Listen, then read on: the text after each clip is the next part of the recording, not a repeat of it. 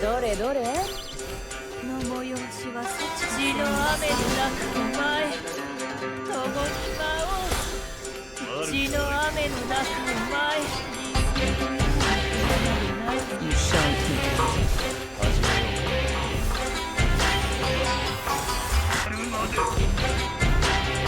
始めよう。私の答えだ。みんなも一緒に舞えみんなも一緒に舞えこだ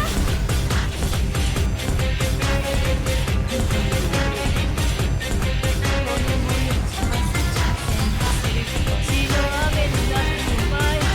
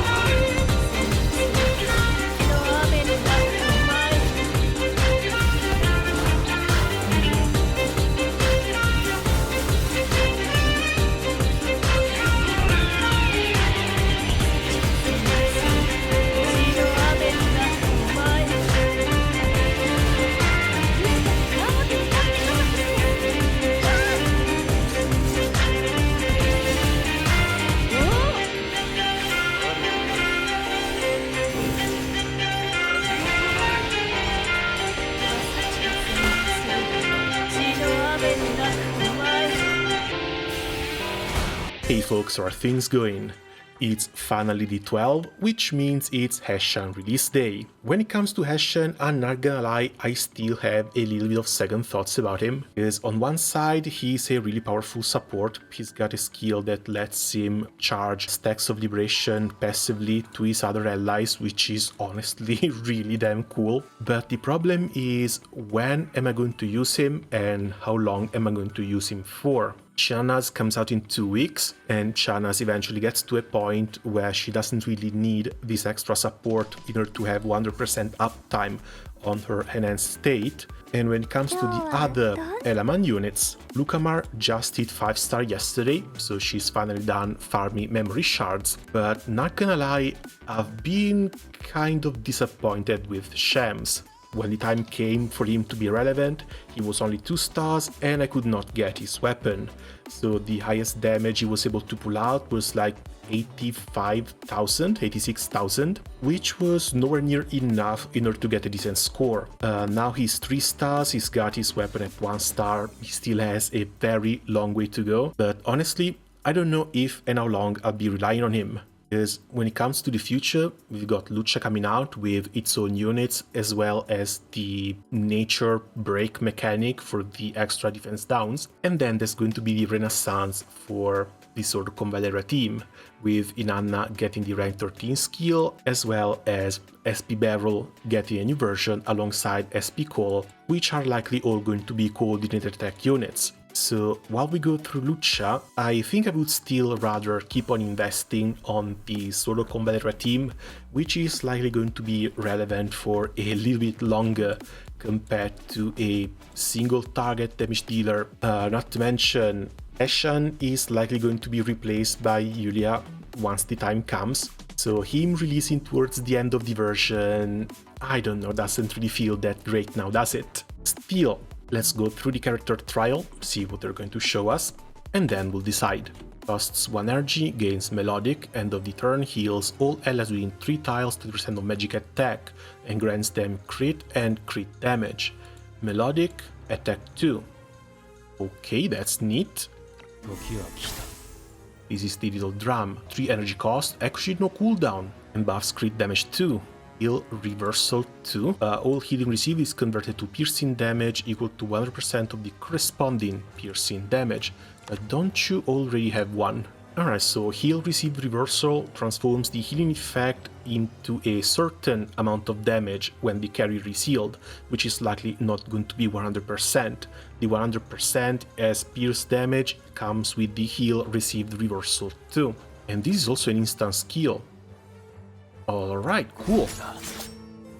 私の答えだ So even after this, he still has a chance to switch his stance or keep on healing and buffing energy.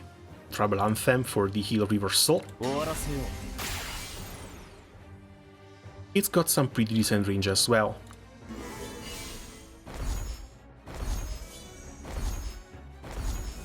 And finally, the big nuke. 私の答えだ The extra healing on the heal reversal doesn't seem to be dealing that much damage, but it's also followed by infection, because of course he's a wielder, he has to have infection stacks. Infection has always been a bit of a curious mechanic. I would have loved to play around with it, but I never gotten the proper infection characters. Not to mention, a lot of the characters that play around with infection usually suffer when the enemies have 95 to 98% damage reduction for piercing damage. The weapon, it's actually a trinket. When healing, increases magic attack. When healing enemies, another 6%. After healing enemies, lingering echo 2 for energy recovery. If energy is less than 1, additional recovers a second point. Okay, that's actually pretty damn nice. That should let him use the 3 mana cost skill basically every turn without suffering from downsides. Now, when it comes to pool availability, I was kind of counting on 245 pools by this day, but I'm actually down to 228. On average, I should be able to bring him home with 75 pools, but I only really have 140 as spendable if I still want to keep my guarantee for Shannons, and that's the main problem. I am not giving this up. Hopefully that's not gonna come to pass, but yeah, if I had to give up one character between Heshan and Shannons, that's likely going to be Heshan. So let's go fingers crossed and pray that we don't have to go hit hard pity.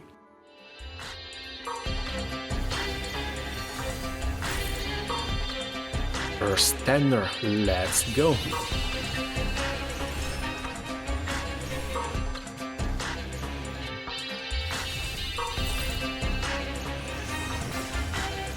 Down to 20, first legendary, alright. And I actually keep getting away with this.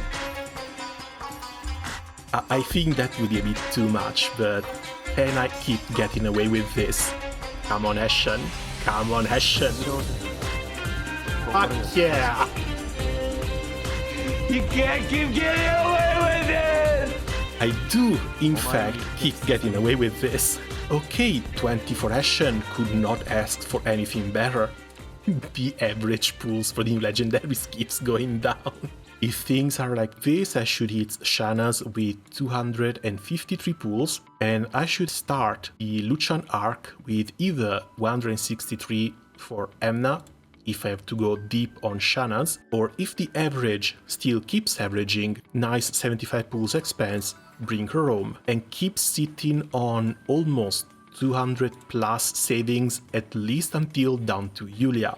Average case scenario, this is actually a dream. I can basically go through the entirety of Lucia as well as the mini patch for the Zoro Convallaria and never go below 100 pools. And yeah, skipping Finn, skipping Arman, that's basically the only 2 characters I will be skipping. But this is going to create a little bit of problems. And that problem has something to do with the memory shard farming. Because today, I'm still bringing up Espinangle, Heshan is new, Lucamar hit 5-star today, Clara stops at 3 stars, so I've got 1 spot open for this couple of weeks until Shanna's comes out. And I have no idea who to slot in here. Once Shanna's releases, that's going to be the day Espinangle will also want to go up to 5 stars. But I don't know about keeping on leveling up Heshan. The trait, 1 star, HP and magic attack plus 5% when using skills, crit applies to healing effects, increasing the healing effect up to 30% through this effect. At the end of the turn, if in any challenging state, gains 1 stack of Great Danger, so he needs 2 stacks in order to cast his big skill, the instant one, and grants 5 stacks of liberation to all allies from Elaman within 2 tiles of the character. Just 2 tiles that feels really damn reductive.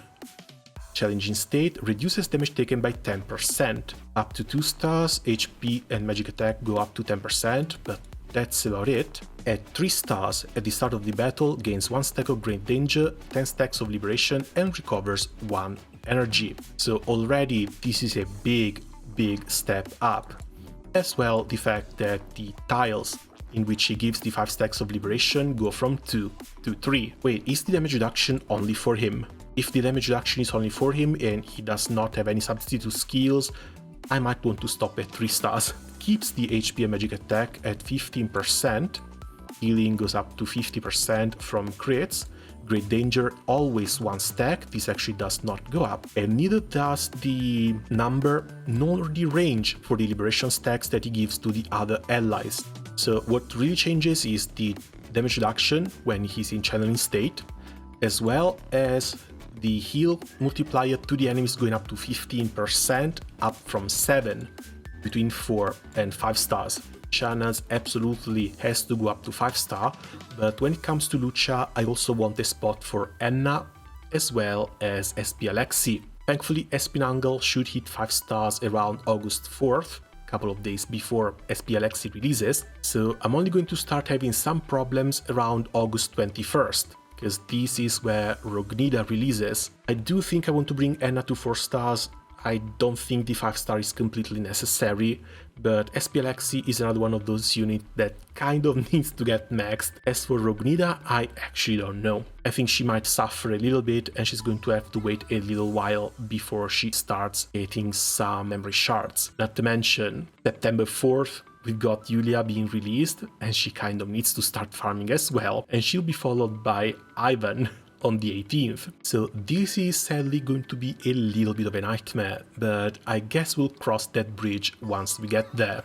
It's very likely that either Enna is going to have to stop at 3 stars in order to make space for Rognida and Yulia. Ivan, I haven't decided yet. Real cool unit, but if I'm this strapped for memory shards, I think I'm going to have to look for some excuse to go and skip someone. Alrighty then, rate to 60 you go. I'm saving the Supreme Medal for Shanaz. So we should be able to go through the exchange, get him up to rank 13 as well, all in one go.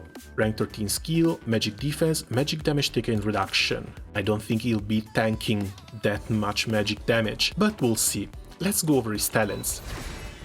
Extra energy, or AoE damage reduction to all allies within 3 tiles. Extra AoE damage reduction, if I need it, I should probably be running Falin instead. And since one of his skills costs 3 energy and he has a bit of a hard time keeping up with it, at least until he hits 3 stars, might want to just pick the energy restoration first.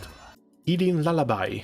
1 energy cost, 3 turns cooldown. As an instant skill, restores 10% HP to the target ally and grants them 2 level 2 buffs. If the target is from Elaman, grants another 5 stacks of liberation, and for each stack of liberation the target has, an extra 5% HP recovery. Otherwise, 4 turn cooldown for a 3 debuff Dispel and a Regen 2 buff for 2 turns. I think I might want to go for the Healing Lullaby on this one. Rank 5 extra energy recovery when being hit, or 20% damage taken reduction. When the character is attacked, heals for 50% of magic attack. If in channeling state, triggers 1 chance of the channeling effect with a 2 turn cooldown. AoE infection stacks. We'll see how things go eventually.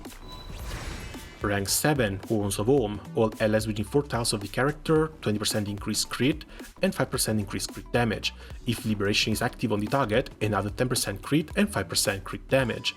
The character gains an additional effect when attacked by enemies with heal receive reversal, reducing the damage taken by 25%.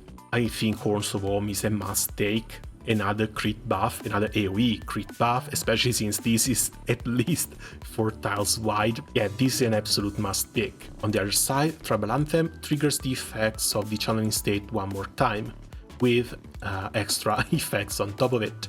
I think this one is going to be our first Castalia, because I absolutely want both of these skills. Chaos March, basic attack or heal, inflicts heal received reversal 2 on the target enemy for 2 turns. If this succeeds, heal the target of 60% magic attack and inflicts 2 stacks of infection. After casting this skill, the character recovers 1 energy. Holy hell, that's a basic attack? I'm not even gonna read the other one. Jesus! And it has a pretty decent range as well. Lastly, Woodland Suit. Select a target or an ally to cast. After casting, the character recovers 1 energy. If it targets an ally, heals for 100% magic attack. Before healing, dispels all heal disability effects. Oh, that's so good. As well as 2 debuffs from the target. Then grants Cooling Powder. That's new. Increases healing received by 20%, immune to heal block and heal down. After receiving healing, dispels 1 debuff from the character. Okay, so we will not need the triple dispel from the first skill. Damage reduction, defense, magic defense. If the target is an enemy, heal received reversal 2 random 2 debuffs for 2 turns. Then heals the target for 110% magic attack and inflicts 2 stacks of infection if they have the heal received reversal. 2 turn cooldown, also not that bad. Resolve might be interesting as well, but again, he has no way to take damage for other allies. As for his build, of course we go with Chaos March, of course we go with the Echo in the Mountain, and down here I think we're going to have to make one little choice. He's basically an AoE crit buffer, Horns of Home has to be up. Tribal Anthem seems fine, extra heal reversal. 10% HP and extra stacks of liberation. I think this one is going to be a bit more of a situational skill, especially since he already buffs 5 stacks at the start of the turn by himself. Looks like this is going to be the first build, and the one skill that's going to be changing is going to be Tribal Anthem. Even though without Tribal Anthem, crit damage only goes down to crit 1. Heal received reversal is also in Wounded Suit, and he can apply it with Wounded Suit with 0 cost. The one thing that caught me by surprise is the gear. There's a guard unit using staffs that's pretty damn new. But still, if we were worrying about clearing debuffs, there's always the Reorganized Cube, which also increases the healing effect a little bit more. Or you can just go with something for extra HP and extra magic attack. The Rescendent Broom works after dealing damage with an active attack.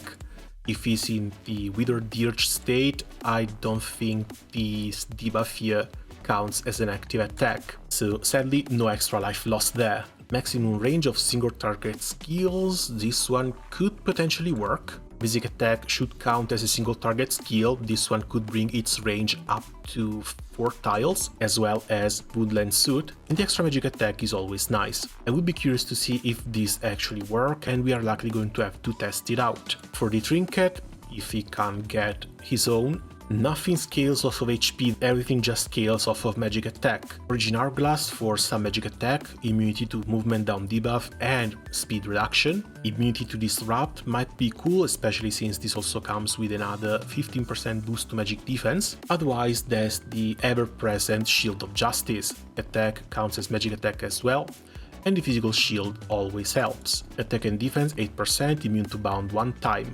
Yeah, you know what? I think this might not be all that bad. Sadly, attack and defense are a little bit lower compared to what they're going to get with a shield. This eventually should go up to 10%, but I just haven't been able to get lucky yet. Space-Time Ring might also be fairly convenient since he only has 3 movement, and this one is going to let him teleport closer to Lukamar whenever she needs his help. As for the Tarot, he does inflict pierce damage with the Withering Dirge, and the heal received reversal too. So I'm curious to see if this one may actually work. It's either that, or I was thinking maybe a Hangman with magic attack, but it looks like I don't have one. Otherwise, being a support, Course of Fortune is always nice, especially since Course of Fortune also brings another energy point restoration, Redemption of Judgment, dispel buffs, and applies Judgment for another 10% damage taken. I don't think he's going to be standing by all that often, so maybe Guidance of the World is not going to be working all that well. And of course, there's always Elegance for the Empress for even more debuff clears and conversion. This one should still work on his AoE skill as well. Then that's a lot of gear. That's one hell of a versatile unit. When it comes to the engraving, I think the standard resonance with the attack and defense might actually be alright. He has one skill that costs 3 energy, but I don't think he's going to be needing that much help with the energy that he wants the engraving resonance, for example. And yeah, he can't cast this one on turn 1. Stand by. 3k from healing, 1.3 I guess that's from the infection. Rebel Anthem, 5k each, plus 2 from the infection. And finally Cold Steel. Oh, this one can actually be cast on the ground, that's great. 私の答えだ And we stop here for the first test. Instead of the Starry Sky, we go with the Nightmare Puppet. 終わらせよ And that's for the finale.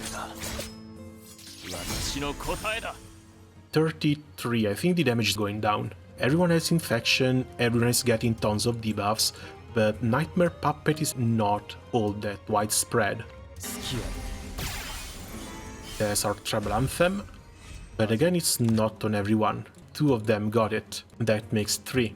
With this, we are at 130,000 Starry Sky, Murmur of Death, 135 Starry Sky and Hangman, 125 Nightmare Puppet, Murmur of Death, and 130 with Nightmare Puppet and Hangman.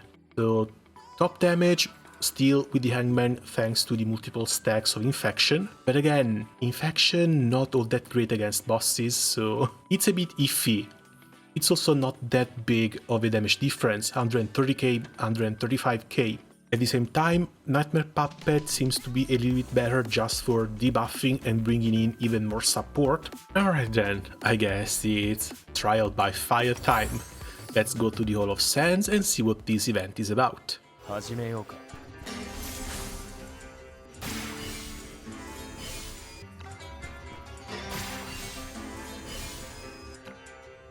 これが私の答えだ I really like the fact that this also brings healing into the mix. Also, damn. Instant skill. 3人か I get to just clear everything away. 少なく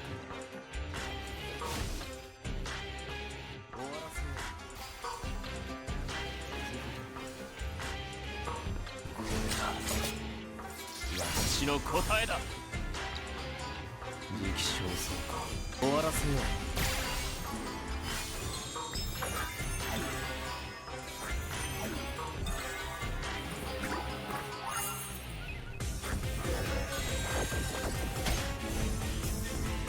Yeah, good job trying to heal your other units. And that's everyone. さあ好きよ焦ることは焦ることは私の答えだほう感謝するぜ終わらせよう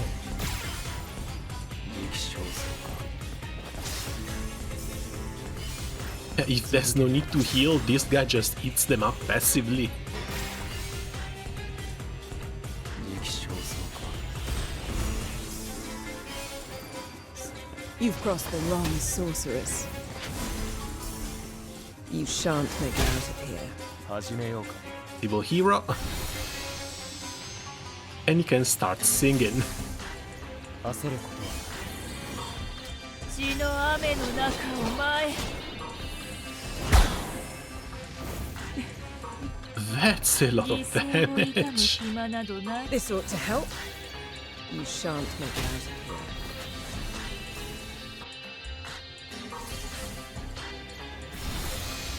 I think he should be able to take care of the entire row up there alone. Especially with Tribal Anthem. 好きよ They're basically already gone.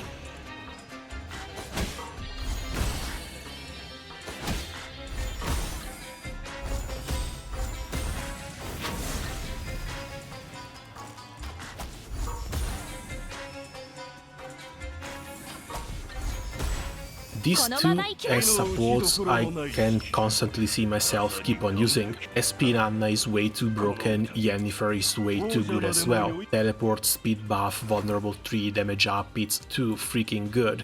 Because for the time being, the fact that he gives 5 stacks of liberation to all Elaman is great, but it's only 2 tiles, which is so restrictive, especially when you have characters like Shams with jumps and Lukamar, which runs and teleports all over the place. So it's going to be a little bit difficult to make proper use of these. Alright then, I guess that's gonna be it for me for the moment. As always, thanks a lot for coming by, I wish you guys the exact same luck I had, and I guess I'll see you guys around soon. both for more pieces of this bit of an exploration setup as well as Shanazi's release. Ciao! Cause